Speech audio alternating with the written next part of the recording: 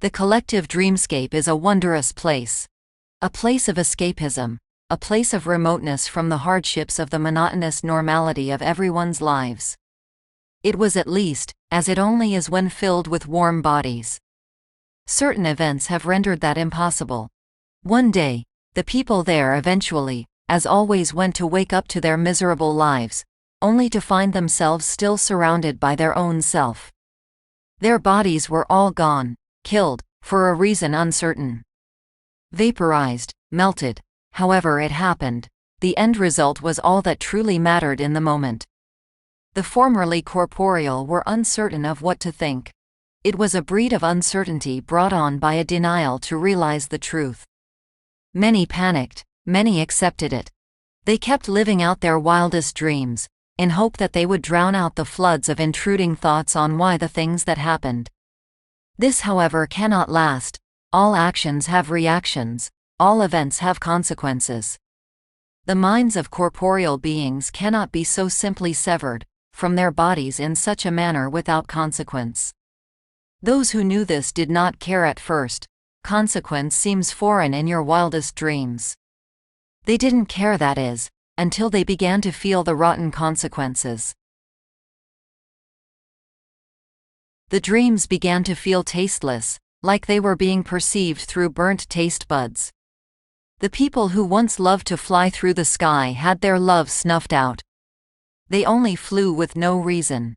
Those who walked their favorite breeds of dogs no longer cared. The dogs walked. The people's detached minds merely did what they felt was appropriate in instinct. The null progressed on. There was no longer a tongue to feel burned. The wildest dreams of many no longer felt wild. No longer felt like dreams. They could not be called nightmares either, really, as it would imply some form of fear.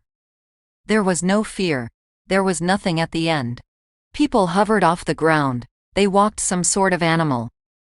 The figures and shapes all meshed together. The dreams of the severed minds faded into the empty, the ineffable space between awake and sleep, a true void.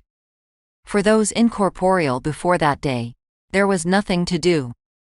No therapies, no well wishes, and certainly no dreams, could repair the rot into stagnation.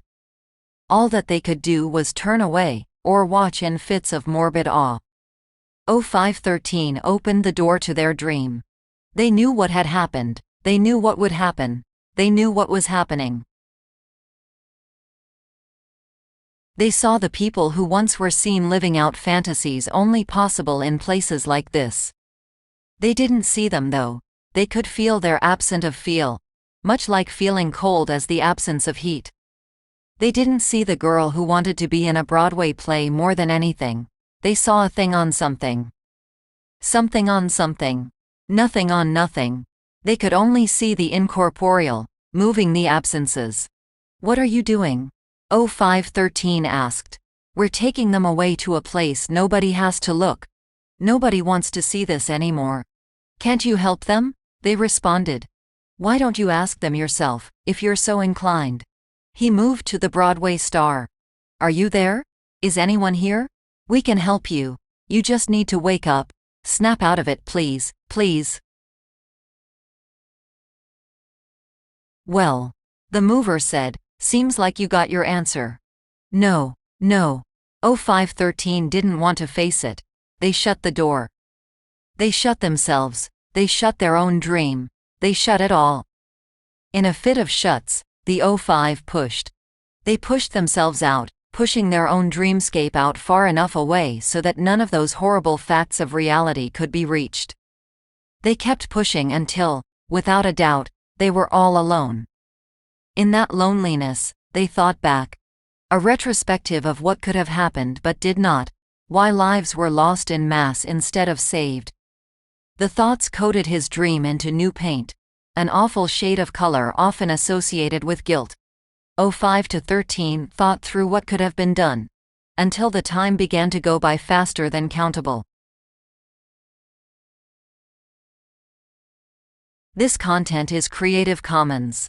Relevant attribution can be found in the description.